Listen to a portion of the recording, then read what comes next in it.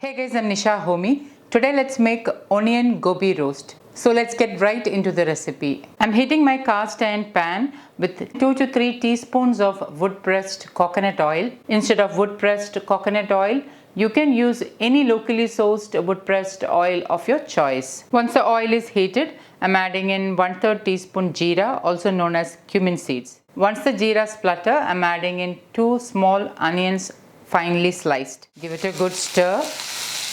Add in a sprig of fresh curry leaves. I'm also tearing the curry leaves and adding in so that the flavors are released. Pink Himalayan salt as needed. Give it a good stir.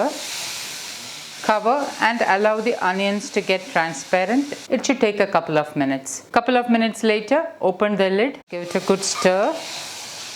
Half teaspoon turmeric powder.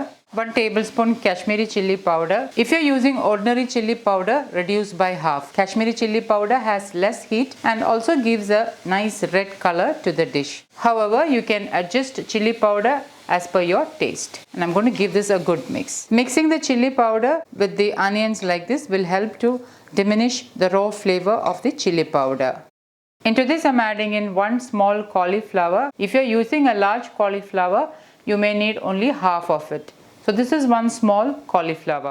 Give it a good mix. Add in a couple of splashes of water. These days I prefer to use structured water for cooking. Give it a good mix. Cover it with the lid and allow it to cook until the gobi is nicely cooked.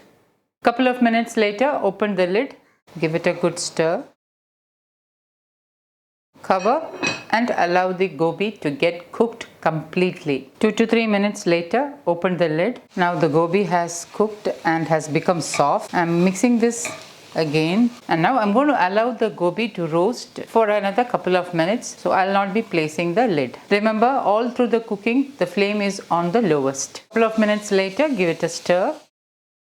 Let it roast again for another couple of minutes. Another couple of minutes later, give it a good stir. At this moment, turn off the flame. Add in a sprig of fresh curry leaves. I'm tearing the leaves and adding in so that the flavors are released. Give it a stir. And my onion gobi roast is ready to serve. Onion gobi roast can be enjoyed with rice or with roti. So guys, do try this recipe and let me know how it turned out. Thank you for watching, and until next time, take care. Bye-bye.